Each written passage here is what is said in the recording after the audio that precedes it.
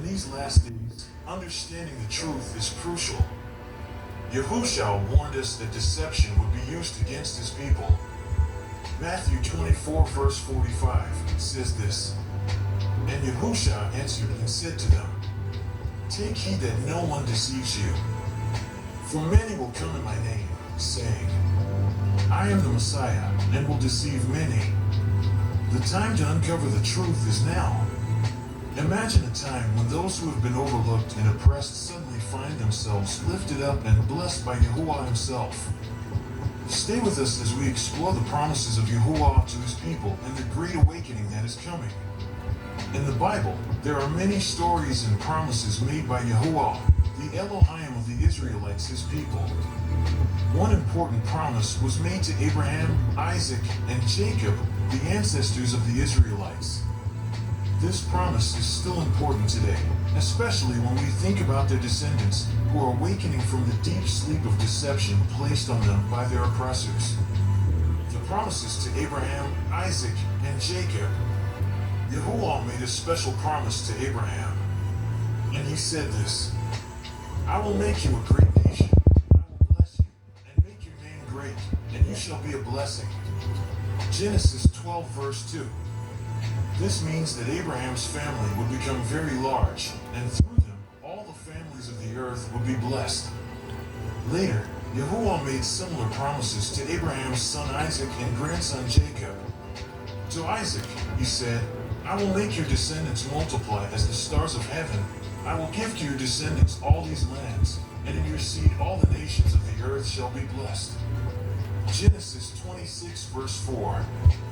And to Jacob, he said this, "Your descendants shall be as the dust of the earth. You shall spread abroad to the west and the east, to the north and the south, and in you and in your seed all the families of the earth shall be blessed." Genesis 28 verse 14. The 400-year prophecy, 1619 to 2019. In 2019, former President Donald Trump acknowledged the mark since the beginning of African slavery in America was 1619. This period, from 1619 to 2019, aligns with the prophecy given to Abraham. Yahuwah spoke to Abraham in a dream, saying, "Know certainly that your descendants will be strangers in a land that is not theirs, and will serve them, and they will afflict them 400 years. And also the nation whom they serve I will judge. Afterward they shall come out with great possessions." Genesis 15 verses 13 to 14. This prophecy foretold that Abraham's descendants would endure 400 years of hardship before being delivered and blessed. The pandemic and America's decline. Immediately after this 400-year period ended in 2019, the world was struck by the pandemic. The United States, in particular, has faced significant challenges and decline during this time. The pandemic brought widespread illness, loss of life, and economic disruption, shaking the nation to its core. This sequence of events match, and they reflect the biblical pattern of judgment as described in the Bible.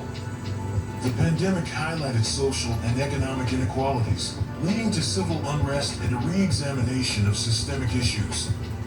The hardships faced by many can be seen as a modern parallel to the affliction mentioned in Genesis.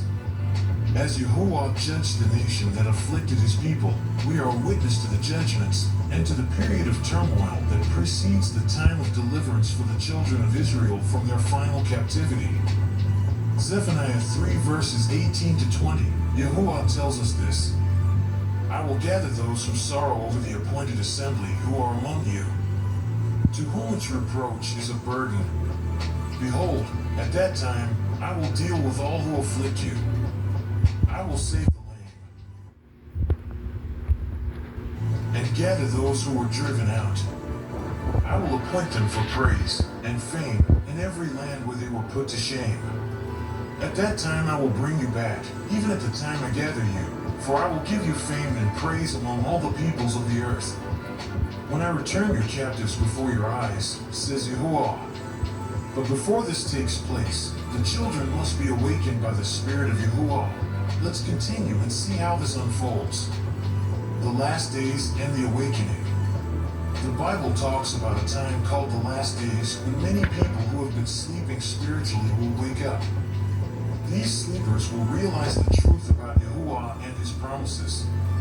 The prophet Isaiah said, "Arise, shine, for your light has come, and the glory of Yahuwah is risen upon you." Isaiah 60 verse 1. This means that people will wake up and see the light of Yahuwah's truth. The Apostle Paul also wrote about this awakening. Therefore he says, "Awake, you who sleep, arise from the dead, and the Messiah will give you light." Ephesians 5 verse 14.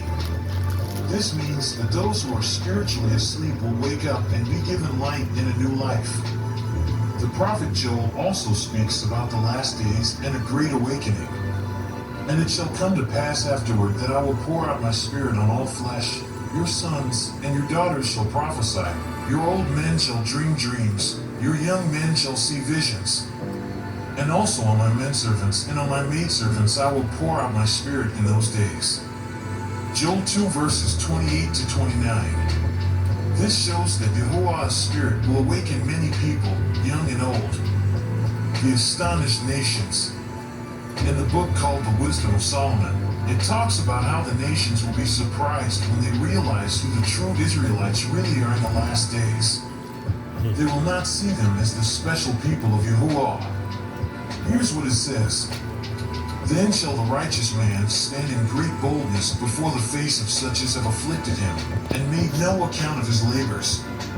When they see it, they shall be troubled with terrible fear, and shall be amazed at the strangeness of his salvation, so far beyond all that they looked for. And they repenting, and groaning for anguish of spirit, shall say within themselves, This was he, whom we had sometimes in derision, and a proverb of reproach. We fools accounted his life madness, and his end to be without honor. How is he numbered among the children of Yahuwah?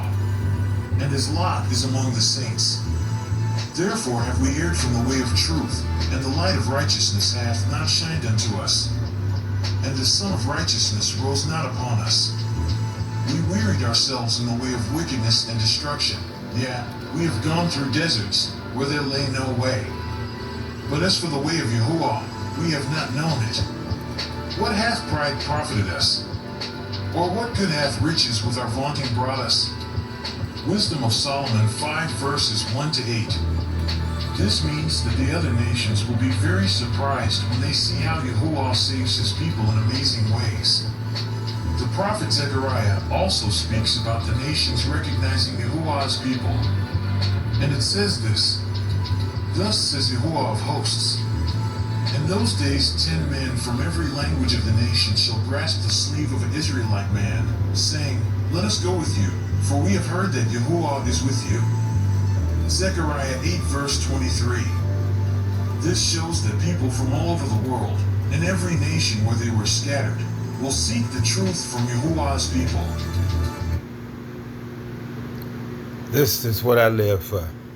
The plight of the Negro, the so-called Negro, in this world lines up perfectly with what's in Scripture pertaining to Yah's people. Shalom.